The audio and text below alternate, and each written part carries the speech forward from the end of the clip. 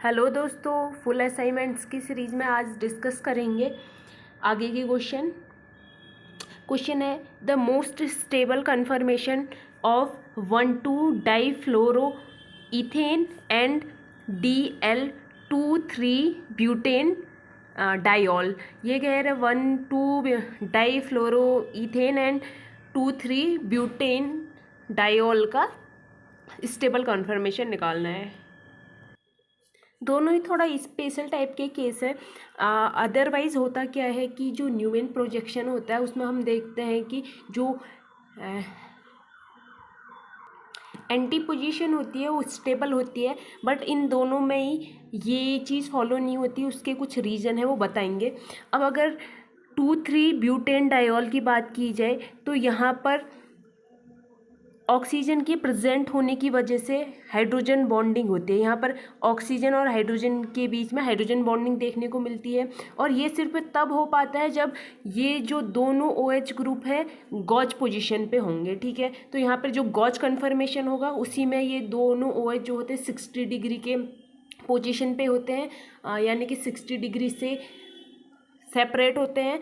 तो यहाँ पे सिर्फ इसी पोजीशन पे हाइड्रोजन बॉन्डिंग देखने को मिलती है। इसका मतलब जहाँ पे ये वाला कन्फर्मेशन आपको देखने को मिलेगा वही स्टेबल होगा, क्योंकि सिर्फ इसी पे हाइड्रोजन बॉन्डिंग पॉसिबल हो पाती है। यहाँ से यहाँ तक हाइड्रोजन बॉन्डिंग पॉसिबल नहीं हो पाती है। ठीक है, तो ये इसको हम एलिमिनेट कर देंगे। यहाँ पे भी हो सकती है और यहाँ पर भी हो सकती है, क्योंकि तीनों में ही जो OH और OH है वो 60 डिग्री पर अलाइन है। ठीक है, अब यहाँ पर इन दोनों को मैं सेपरेट, इन तीनों को अगर सेपरेट करने की ट्राई करूँ तो यहाँ पर जो मिथाइल है वो एक दूसरे के एंटी पोजीशन पे है। तो ये जो है मोस्ट प्रोबेबल होगा, ज़्यादा प्रोबेबली यही बनेगा, क्योंकि मिथाइल बड़े ग्रुप हैं, एक दूसरे को रिपल करेंगे और दूर जाने का ट्राई करेंगे। ठीक है, और यहाँ पर भी ये दोनों एंटी पोजीशन पे हैं, तो ये भी बन सकता है। इसके चांसेस बहुत कम है। अब चेक कर लेते हैं दूसरे कंपाउंड को। अब दूसरे कंपाउंड की बात करें तो इसमें क्या कह रहा है, इसमें पूछा है डाईफ्लोरोईथेन। डाईफ्लोरोईथेन की अगर मैं बात करूं तो डाईफ्लोरोईथेन का केस थोड़ा सा डिफरेंट है। यहाँ पे क्या होता है, यहाँ पर इस तरीके से कार्बन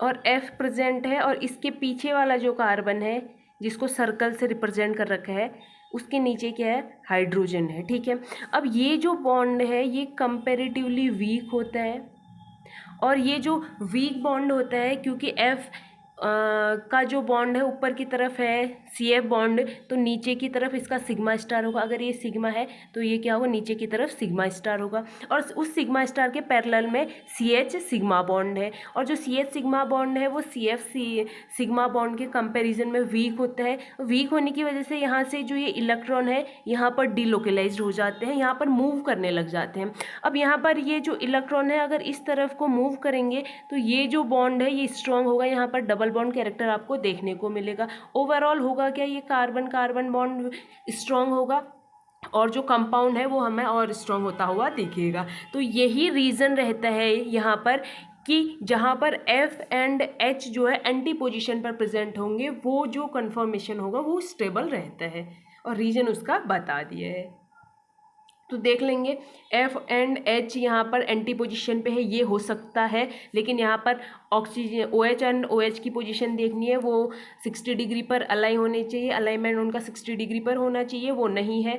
तो पहला अगर है दूसरा नहीं है तो आंसर तो हमारा ये नहीं होगा। यहाँ पर ये पॉसिबल है लेकिन F एंटी पोजीशन पे नहीं है, हमें F and H anti position पे चाहिए, तो ये भी नहीं होगा। ये भी नहीं होगा क्योंकि F एंड F क्या है, एंटी पोजीशन पे। अब यहाँ पे F and H anti position पे है, ये हो सकता है। OH एंड OH क्या है, 60 डिग्री पर है, तो इसका मतलब यही करेक्ट आंसर है।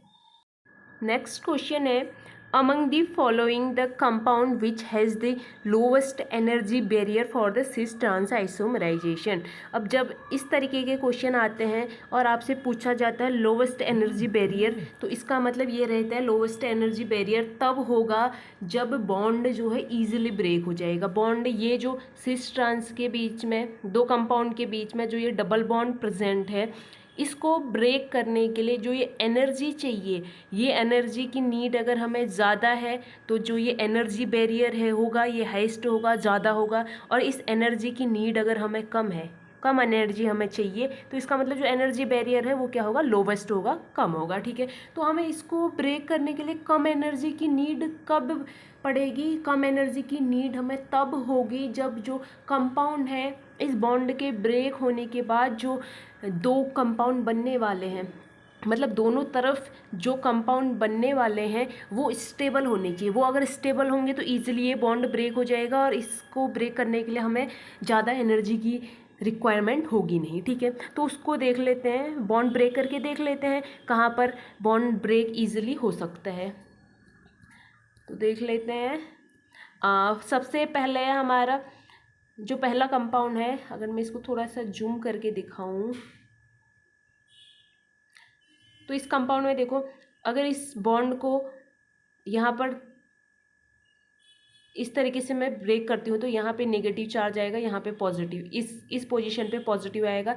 जैसे इस पोजीशन पे पॉजिटिव आ जाएगा ये एरोमेटिक हो जाएगा, ये एरोमेटिक हो जाएगा, लेकिन ये अभी भी एरोमेटिक नहीं है। ठीक है, तो इसको मैं नॉन एरोमेटिक कहूँगी। फिर उसके बाद हाँ, इसको नॉन एरोमेटिक कहेंगे क्योंकि यहाँ पे कॉन्जुगेशन प्रेजेंट नहीं है। फिर उसके बाद यहाँ पे अगर बात की जाए तो इस बॉन्ड को अगर इस तरीके से ब्रेक किया जाए तो इधर हमारा पॉजिटिव आएगा, इधर नेगेटिव आएगा, ये हमारा एरोमेटिक हो जाएगा, लेकिन ये हमारा एंटी एरोमेटिक हो जाएगा। ठीक है, उसके बाद इस बॉन्ड, इसको अगर ब्रेक किया जाए इस तरीके से तो यहाँ पे निगेटिव चार्ज आएगा, यहाँ पे पॉजिटिव चार्ज आएगा, ये भी एरोमेटिक हो जाएगा और ये भी एरोमेटिक हो जाएगा।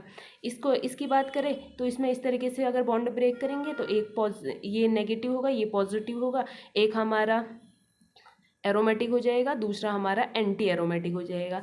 सिर्फ थर्ड ही एक ऐसा केस है जहाँ पर बॉन्ड ब्रेक करने के बाद दोनों एरोमेटिक बन रहे हैं। तो जब दोनों एरोमेटिक बनेंगे तो ये जो डबल बॉन्ड है ईजिली ब्रेक हो जाएगा, एनर्जी की रिक्वायरमेंट कम होगी, और एनर्जी की रिक्वायरमेंट अगर कम होगी तो जो एनर्जी बैरियर है वो लोवेस्ट रहेगा, सबसे कम एनर्जी बैरियर की हमें यहाँ पर नीड होगी। ठीक है, तो यही जो है करेक्ट आंसर रहेगा। नेक्स्ट क्वेश्चन है the IUPAC name of the compound given below. जो नीचे कंपाउंड दिया गया है उसका IUPAC नेम पूछ रहा है। ठीक है, IUPAC नेम कैसे देखेंगे, सबसे पहले नंबरिंग हम करेंगे। नंबरिंग कहाँ से करेंगे, जहाँ पे हमारा फंक्शनल ग्रुप होगा, यहाँ पे फंक्शनल ग्रुप OH प्रेजेंट है लेकिन दोनों साइड है। अब दोनों साइड है तो उसके बाद कोई सब्स्टिट्यूएंट देख लेंगे, तो यहाँ पर हमारे पास Cl लगा हुआ है, तो Cl जहाँ से नज़दीक पड़ेगा वहाँ से नंबरिंग कर लेंगे। तो ये फर्स्ट कार्बन हो जाएगा, ये सेकेंड हो जाएगा, third, fourth, fifth, six carbon, 6 carbon हो गए। ठीक है, अब फर्स्ट एंड सेकेंड पे डायोल है, ये हमारा लास्ट में देखने को मिलना चाहिए, और फर्स्ट एंड सेकेंड में डायोल सब में लास्ट में दे रखे है। ठीक हो गया। फिर उसके बाद थर्ड पोजीशन पे हमारा क्लोरीन है, उसके बाद हेक्सा 2,4 डाइईन। ठीक है, तो हेक्सा क्यों लिया, क्योंकि 6 कार्बन हो गए। सेकेंड और फोर्थ पोजीशन पे दो एल्कीन में दो डबल बॉन्ड प्रेजेंट है, एक सेकंड पे है, एक फोर्थ पे, तो सेकंड एंड फोर्थ पे डाइईन होगा जो कि सब में दिखा रखा है, और थर्ड पोजीशन पे क्लोरो होगा। दो में फोर्थ पोजीशन पे दे रखा है, इन दोनों को हम पहले ही एलिमिनेट कर देंगे। इन दोनों में थर्ड पोजीशन पे है, अब इनको हमने आगे फर्दर चेक करना है। वो कैसे चेक करेंगे, डबल बॉन्ड को देख के। ठीक है, तो डबल बॉन्ड का जो स्टीरियो है उसको देख लेंगे। अब डबल बॉन्ड जो फर्स्ट सेकंड नंबर का डबल बॉन्ड है, सेकंड नंबर मीन टू से जो सेकंड कार्बन पर डबल बॉन्ड प्रेजेंट है वो इस तरीके से है, इस तरीके से देखने को आपको मिलेगा। तो यहाँ पे अगर आप इसका अलाइनमेंट चेक करें तो देखो क्या देखने को हमें मिलेगा। ये बड़ा ग्रुप मैंने इसको फर्स्ट नंबर दे दिया, इसको सेकंड छोटा ग्रुप। ये बड़ा ग्रुप इसको मैंने फर्स्ट नंबर दे दिया, ये छोटा ग्रुप है इसको मैंने सेकंड नंबर दे दिया। फर्स्ट सेम साइड आए हैं, सेकंड सेम साइड आए हैं, इसका मतलब यहाँ पे Z कॉन्फ़िगरेशन होगा, ठीक है। तो सेकंड पे हमारा Z रहने वाला है। फिर उसके बाद है फोर्थ पे क्या होगा, देखो फोर्थ जो है इस तरीके से है, यहाँ पे H है, यहाँ पे कार्बन वाला ग्रुप हो गया, और यहाँ पे कार्बन, यहाँ पे H। तो यहाँ पे बड़े बड़े ग्रुप क्या है, एंटी पोजीशन पे है, इसलिए यहाँ पर E होगा। तो फोर्थ पे हमारा E रहने वाला है, सेकंड पे हमारा Z रहने वाला है। तो सेकंड पे हमारा Z, फोर्थ पे हमारा E, यानी कि B। अगला क्वेश्चन है the benzylic hydrogen A, hydrogen B in the compound A, first and second compound में जो HA एंड HB है उनका रिलेशन देखना है। तो फर्स्ट कंपाउंड की अगर बात की जाए तो फर्स्ट कंपाउंड हमें इस तरीके से दे रखा है, और यहाँ पे जो ऑर्थो पोजीशन पे है उस पर मिथाइल ग्रुप आगे की तरफ लगे हुए हैं, और यहाँ पे इस कार्बन पे हमारा PH, एक HA और HB, ठीक है। अब हमें यहाँ पे क्या करना है, अगर हमें इनके बीच में रिलेशन देखना पड़ता है HA एंड HB के बीच में, तो हमें क्या करना पड़ता है, एक बार HA को किसी दूसरे ग्रुप से रिप्लेस कर लेते हैं, और दूसरी बारी HB को किसी दूसरे ग्रुप से रिप्लेस कर लेते हैं, और दोनों कंपाउंड के बीच रिलेशन देख लेते हैं कि क्या रिलेशन आ रहा है। जिस तरीके का रिलेशन होगा इन दोनों हाइड्रोजन में भी सेम रिलेशन होगा, ठीक है। तो बात कर लेते हैं, पहले मैं HA को रिमूव कर लेती हूँ D से, ठीक है। HA को मैंने D से रिमूव किया है, तो यहाँ पे जो कंपाउंड है वो आपको इस तरीके से देखने को मिलेगा।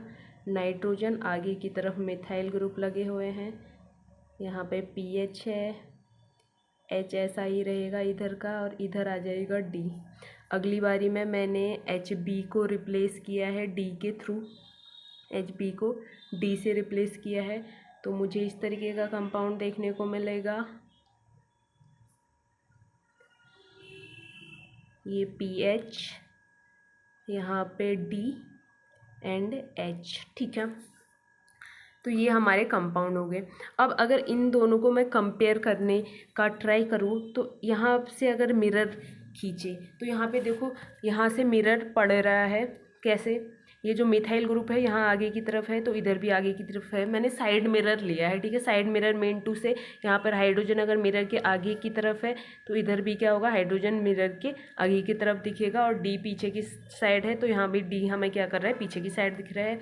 और ये अगर आगे है तो ये आगे है, और ये जो कंपाउंड है इस कंपाउंड का हमें मिरर इमेज ईजिली ऑब्जर्व हो रहा है। तो यहाँ पे ये दोनों क्या होंगे, मिरर इमेज है। लेकिन अगर मैं इस कंपाउंड को इसके ऊपर रखूँ तो ये इसका सुपर इम्पोजिबल नहीं होगा, क्योंकि उस केस में हाइड्रोजन आएगा डी के ऊपर, जो कि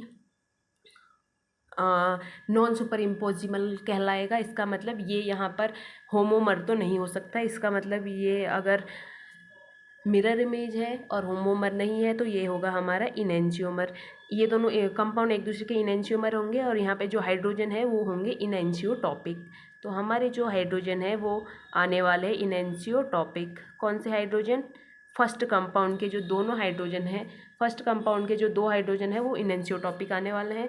तो देख लेते हैं किस में दिया है। ये कह रहा है डाइस्टीरियोटॉपिक इन फर्स्ट में डाइस्टीरियोटॉपिक नहीं है, सेकंड में हो सकता है, सेकंड अभी हमने चेक नहीं किया है, लेकिन फर्स्ट में हमारा इनएंशियोटॉपिक है। तो ये कह रहा है डाइस्टीरियोटॉपिक इन सेकंड, ये हमने देखना है। इनएंशियोटॉपिक इन फर्स्ट में इनएंशियोटॉपिक कह रहा है, तो ये करेक्ट हो सकता है। फिर दूसरे में कह रहा है डाइस्टीरियोटॉपिक इन बोथ, इनएंशियोटॉपिक इन बोथ। तो चेक कर लेते हैं, हमें दूसरा भी चेक करने की रिक्वायरमेंट है, क्योंकि दो ऑप्शन यहाँ पे एलिमिनेट हो जा रहे हैं, लेकिन दो ऑप्शन एलिमिनेट नहीं हो पा रहे। तो दूसरा चेक कर लेते हैं, ईजिली चेक कर सकते हैं। दूसरा कंपाउंड हमें इस तरीके से दे रखा है, एक में मिथाइल ग्रुप आगे है, दूसरे में मिथाइल ग्रुप आपको पीछे देखने को मिलेगा। अब यहाँ पे हाइड्रोजन एंड फिनाइल ग्रुप है, और ये कंपाउंड ले लेते हैं, सेम कंपाउंड। इसमें हमने क्या करना है, हाइड्रोजन को रिप्लेस करना है। इस हाइड्रोजन को मैंने डी से रिप्लेस कर दिया, PH एंड H। और यहाँ पे मैं एक काम करती हूँ, इस हाइड्रोजन को डी से रिप्लेस कर देती हूँ, ठीक है। अब इन दोनों कंपाउंड को अगर आप देखोगे तो यहाँ पे इन दोनों के बीच में आपको मिरर देखने को मिल रहा है या नहीं मिल रहा है, चेक कर लेते हैं। डी को डी से रिप्लेस कर सकते हैं, ठीक है, लेकिन ये जो मिथाइल ग्रुप है आगे है, ये जो मिथाइल ग्रुप है वो पीछे की तरफ है। इसका मतलब ये मिरर नहीं लग सकता, जो साइड मिरर है वो नहीं लग सकता। अब आगे की तरफ से अगर मैं मिरर लगाने का ट्राई करूँगी तो आगे की तरफ से मिरर में क्या होता है, देखो, जब मैं इस कंपाउंड के आगे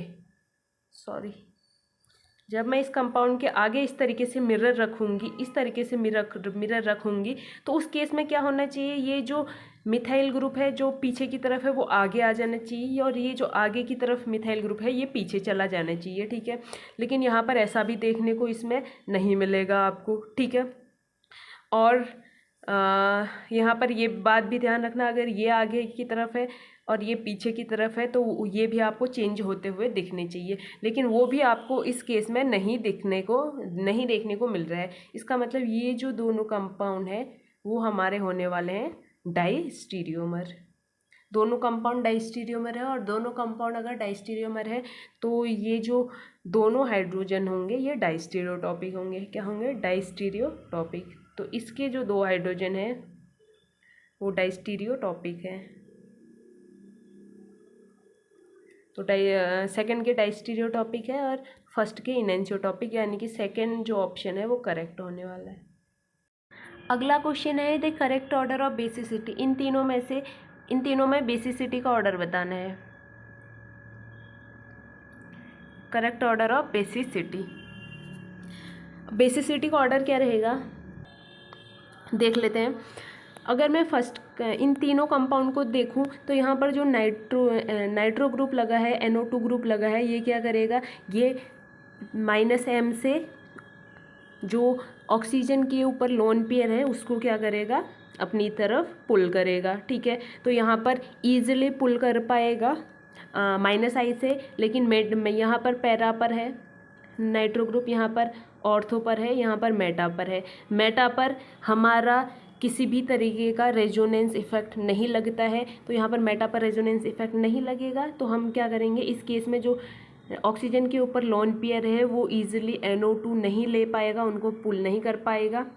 तो इस केस में जो लोन पेयर है वो ऑक्सीजन के ऊपर ही रहेंगे, ज़्यादातर ऑक्सीजन के ऊपर ही रहेंगे, क्योंकि जो NO2 है सिर्फ -I इफेक्ट लगाएगा, NO2 यहाँ पर सिर्फ -I इफेक्ट लगाएगा, जबकि इस केस में जो NO2 है -M भी लगाएगा और -I भी लगाएगा।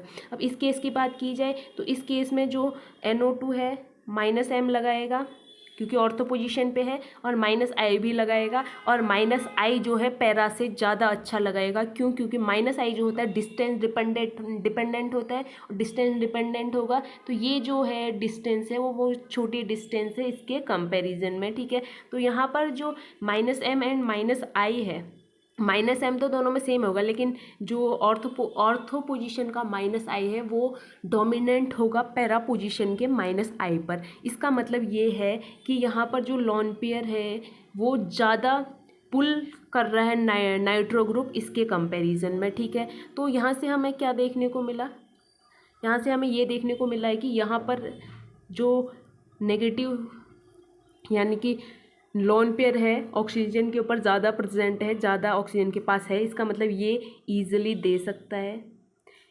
इसके केस में थोड़ा सा कम है, ठीक है, और इसके केस में बहुत कम है क्योंकि नाइट्रो ग्रुप ने -I से भी ले लिया और +I से भी ले लिया। तो ये ईजिली देगा, मेटा वाला ईजिली देगा, पैरा वाला उससे कम देगा, और ऑर्थो वाला सबसे कम देगा। तो यहाँ पर बेसिसिटी ही पूछी है, तो बेसिसिटी का ऑर्डर होना चाहिए second, third and first. Second, third and first देख लेते हैं ऑप्शन में, सेकेंड, थर्ड एंड फर्स्ट, तो यही हमारा आंसर है। अगला क्वेश्चन है the absolute configuration of the 2 stereogenic centre. 2 chiral centre जो यहाँ पे प्रेजेंट है उन पे कॉन्फ़िगरेशन पूछ रहे हैं। तो 2 कायरल सेंटर कौन से है, 2 कायरल सेंटर अगर आप यहाँ पे देखेंगे तो एक ये है, दूसरा ये है, ठीक है। तो इनमें देख लेते हैं क्या कॉन्फ़िगरेशन रहने वाला है। तो अगर यहाँ पे कॉन्फ़िगरेशन की बात की जाए तो सबसे पहले तो नंबरिंग डाल देते हैं कि कौन सा कार्बन कौन से नंबर में आ रहा है। तो जो हमारा मेन ग्रुप है वो कीटोन है, तो यहाँ पे हमारा फर्स्ट नंबर आएगा इस कार्बन पे।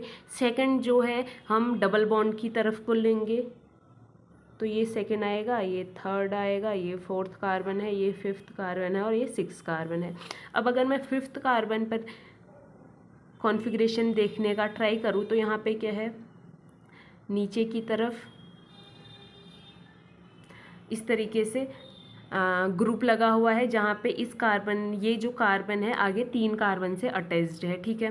फिर उसके बाद ये जो कार्बन नेक्स्ट पे लगा है ये भी आगे 3 कार्बन से अटैच्ड है, और यहाँ इससे इस साइड को जो ग्रुप लगा हुआ है वो कार्बन है हमारा आगे 1 कार्बन से अटैच्ड, और ऊपर की तरफ कुछ नहीं है तो हाइड्रोजन होगा, और हाइड्रोजन को हमारी मिलेगी 4th प्रायोरिटी। सॉरी, इसको मैंने फर्स्ट नहीं डालना, अच्छा सॉरी, ये सही डाला है मैंने, इसके आगे 1 कार्बन है। अब अगर मैं नंबरिंग डालूँ तो नंबरिंग देखो, सबसे पहला नंबर किसको मिलेगा, सबसे पहला नंबर यहाँ पे आगे 3 कार्बन है और यहाँ भी आगे 3 कार्बन है, तो मेरा जो फर्स्ट नंबर है वो मिलेगा इस कार्बन को। क्यों? क्योंकि इससे आगे जो है, इस कार्बन से आगे फिर ऑक्सीजन और कार्बन फिर प्रेजेंट है, जबकि इन कार्बन के आगे सिर्फ हाइड्रोजन ही प्रेजेंट होंगे, तो इसको मैं फर्स्ट नंबर दूंगी। फिर यहाँ पे 3 कार्बन है और यहाँ पे 1 कार्बन है, तो इसको सेकंड नंबर मिलेगा, इसको थर्ड नंबर मिलेगा।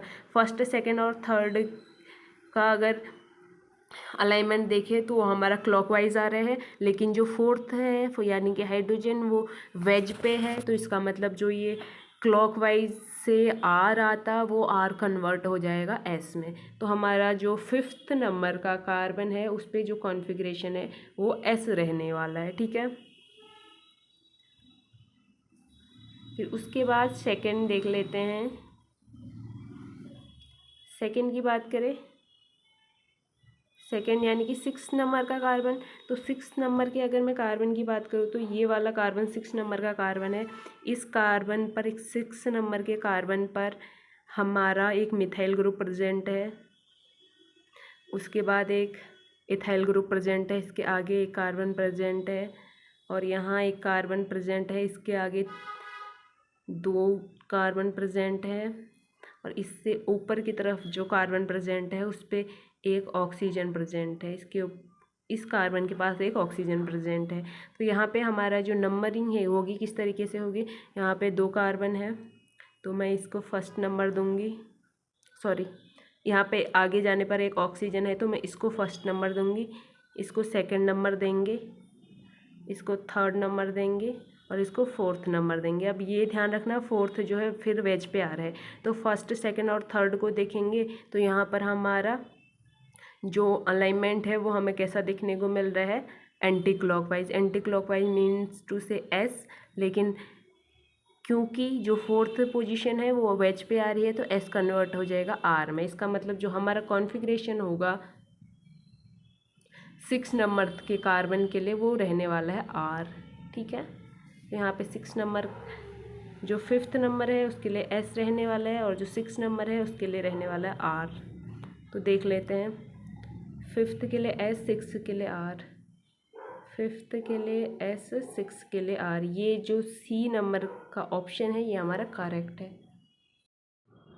अगला क्वेश्चन है, the correct statement about following molecule. जो यहाँ पे मॉलिक्यूल दे रखा है उसका करेक्ट स्टेटमेंट पूछा है, ठीक है। तो ये जो मॉलिक्यूल होते हैं इनमें अगर कायरलिटी की बात करें तो कायरल प्लेन प्रेजेंट होता है, ठीक है। क्या प्रेजेंट रहता है, कायरल प्लेन, इस तरीके से कायरल प्लेन प्रेजेंट होता है।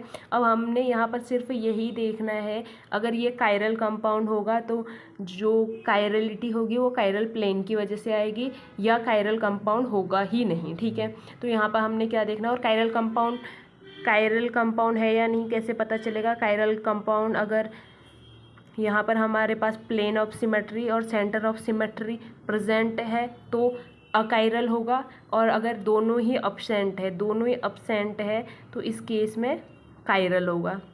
इस केस में हमारा कायरल होने वाला है। तो हम यहाँ पे देख लेंगे, अगर अकायरल है तो या तो उसमें प्लेन प्रेजेंट होगा या सेंटर ऑफ सिमेट्री प्रेजेंट होगी, ठीक है। तो यहाँ पर देख लेंगे सेंटर ऑफ सिमेट्री प्रेजेंट है या प्लेन प्रेजेंट है। अगर दोनों प्रेजेंट नहीं होंगे तो कायरल का केस होगा, और कायरल का केस होगा तो कायरल में कायरल प्लेन होगा, ये मैंने बता दिया है, ठीक है। तो देख लेते हैं कायरल है या नहीं। अगर मैं यहाँ पर प्लेन डालने का ट्राई करती हूँ, ये प्लेन डालने का ट्राई करती हूँ, तो ऊपर का ग्रुप नीचे के ग्रुप को रिफ्लेक्ट नहीं करेगा। क्यों रिफ्लेक्ट नहीं करेगा? क्योंकि नीचे के ग्रुप में BR लगे हुए हैं। अब अगर मैं ये वाला प्लेन डालने का ट्राई करूँ तो ये वाले प्लेन में भी जो इस साइड का ग्रुप है, इस साइड के ग्रुप को रिफ्लेक्ट नहीं करेगा। क्यों रिफ्लेक्ट नहीं करेगा, एक बारी क्लियर कर देती हूँ। इसलिए रिफ्लेक्ट नहीं करेगा क्योंकि ये जो कार्बन है यहाँ पर BR प्रेजेंट है, जबकि इस कार्बन पर हाइड्रोजन प्रेजेंट है, तो ये भी एक दूसरे को रिफ्लेक्ट नहीं करेंगे। अब ये एक दूसरे को रिफ्लेक्ट नहीं करेंगे, इसका मतलब यहाँ पर प्लेन तो प्रेजेंट नहीं है। अगर आप कहीं से भी सेंटर ऑफ सिमेट्री चेक करने का ट्राई करेंगे तो वो भी आपको नहीं दिखने वाली है। तो ना प्लेन प्रेजेंट है, ना सेंटर ऑफ सिमेट्री प्रेजेंट है, इसका मतलब कंपाउंड है कायरल। और कायरल कंपाउंड अगर है तो यहाँ पर जो हमारा कायरलिटी है वो क्या होगी, कायरल प्लेन की वजह से देखने को मिलेगी। तो ए जो ऑप्शन है वही यहाँ पर करेक्ट होने वाला है। अगला क्वेश्चन है, consider the following statement about cis and trans decalin. Cis trans decalin के लिए हमें जो करेक्ट स्टेटमेंट है वो देखने हैं। तो यहाँ पे फर्स्ट कह रहा है cis isomer is more stable than trans isomer. अगर यहाँ पर बात की जाए तो जो ट्रांस आइसोमर होता है, ट्रांस जो है सिस से ज़्यादा स्टेबल होता है। अगर आप डेकालिन का स्ट्रक्चर देखेंगे या डेकालिन की बात करेंगे तो वहाँ पे जो डेकालिन होता है उसमें दो हमारी चेन लगे, दो जो ग्रुप हैं साइक्लोहेक्सेन ग्रुप एक दूसरे के साथ अटैच्ड होते हैं चेयर फॉर्म में, ठीक है। तो चेयर फॉर्म में जब होते हैं तो हम देखते हैं कि वहाँ पर ट्रांस जो डेकालिन है वो सिस डेकालिन से ज़्यादा स्टेबल रहता है, और जो यहाँ पे सिस डेकालिन होता है वो फ्लिपिंग करता है, जबकि ट्रांस डेकालिन फ्लिपिंग नहीं कर पाता है। तो हमारा जो सेकेंड ऑप्शन है वो करेक्ट होगा, क्योंकि सेकेंड में क्या कह रहा है, ट्रांस आइसोमर ज़्यादा स्टेबल है सिस आइसोमर से। फिर कह रहे हैं trans isomer undergo ring flipping. Ring flipping से हमारा सिस आइसोमर गुजरता है, ना कि ट्रांस आइसोमर। तो हम क्या करेंगे, जो डी ऑप्शन है उसको करेक्ट लेंगे। क्यों? क्योंकि इसमें दिखा रखा है कि cis isomer undergo ring flip. तो यहाँ पे जो बी एंड डी है वो करेक्ट होने वाले हैं। बी एंड डी हमारा फर्स्ट ऑप्शन में ही दे रखा है। नेक्स्ट क्वेश्चन की बात करें तो अगला क्वेश्चन है the correct order for the rate of electrophilic aromatic substitution for the following compound. In compound में हमें इलेक्ट्रोफिलिक एरोमेटिक सब्सटीट्यूशन देखना है। इलेक्ट्रोफिलिक एरोमेटिक सब्सटीट्यूशन एक आगे क्वेश्चन आया था, मैं उसमें भी बता चुकी हूँ, ठीक है। फिर दोबारा बता देती हूँ। यहाँ पर जो पिरिडीन होता है इसकी जो इलेक्ट्रोफिलिक सब्सटीट्यूशन की टेंडेंसी होती है वो कम होती है।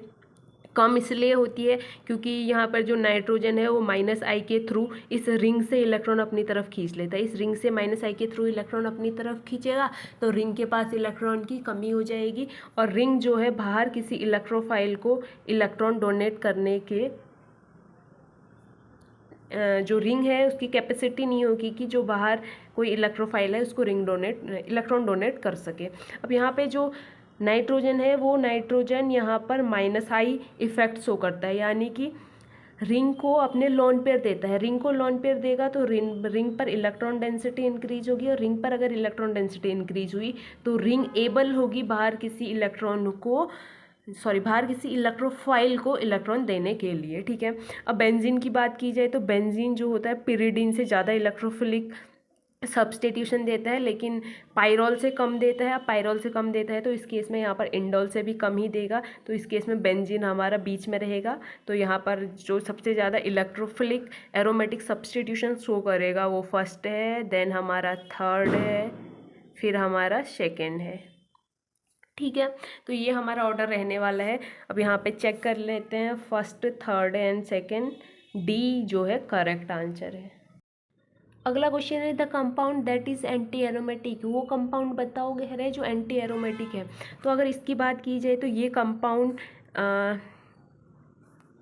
इस तरीके से एग्जिस्ट करता है, इस तरीके से, ठीक है। और ये लास्ट में मतलब हमें ऐसे एरोमेटिक कंपाउंड टाइप का देखने को मिलता है जिसको क्वासी एरोमेटिक कहते हैं। इस ऐसे कंपाउंड को क्वासी एरोमेटिक कहा जाता है, ठीक है। क्वासी एरोमेटिक कहा जाता है, ये काइंड ऑफ एरोमेटिक ही होते हैं। तो ये तो हमारा एरोमेटिक में रहेगा, क्वासी एरोमेटिक में रहेगा, डायरेक्ट एरोमेटिक भी हम इसको नहीं कह सकते। अब इस कंपाउंड की बात की जाए तो यहाँ पर इस पोजीशन पर sp3 कार्बन है। अब यहाँ पर sp3 कार्बन है तो इसका मतलब यहाँ पर कॉन्जुगेशन तो प्रेजेंट नहीं है। कॉन्जुगेशन प्रेजेंट नहीं है तो हमारा ना ये एरोमेटिक होगा ना एंटी एरोमेटिक, मैं इसको कहूँगी नॉन एरोमेटिक, ठीक है। ये क्या होगा, नॉन एरोमेटिक। फिर उसके बाद है ये, इस कंपाउंड को अगर आप देखेंगे तो यहाँ पर भी कॉन्जुगेशन प्रेजेंट नहीं है, ये भी नॉन एरोमेटिक के केस में आ जाएगा। और अगर इस कंपाउंड को आप देखोगे तो यहाँ पर ये भी, यहाँ पर भी कॉन्जुगेशन नहीं होता अगर यहाँ पर बोरॉन एटम नहीं होता, कार्बन होता। कार्बन होता तो किसी भी तरीके से ये जो डबल बॉन्ड है कॉन्जुगेट नहीं कर पाते, लेकिन जो बोरॉन होता है, बोरॉन के पास वेकेंट पी ऑर्बिटल होता है। वेकेंट पी ऑर्बिटल में यहाँ से ये जो इलेक्ट्रॉन है वो मूव कर सकते हैं और यहाँ पर कॉन्जुगेशन प्रेजेंट हो सकता है। कॉन्जुगेशन प्रेजेंट है, साइक्लिक भी है, लेकिन जो नंबर ऑफ डबल बॉन्ड है वो सिर्फ 2 हैं, तो ये कंपाउंड हमारा एंटी एरोमेटिक होगा, ठीक है। तो ये एंटी एरोमेटिक रहेगा और पूछा भी एंटी एरोमेटिक ही है, तो इसमें से कौन सा कंपाउंड एंटी एरोमेटिक है वो पूछा है, तो फर्स्ट ही आंसर रहने वाला है।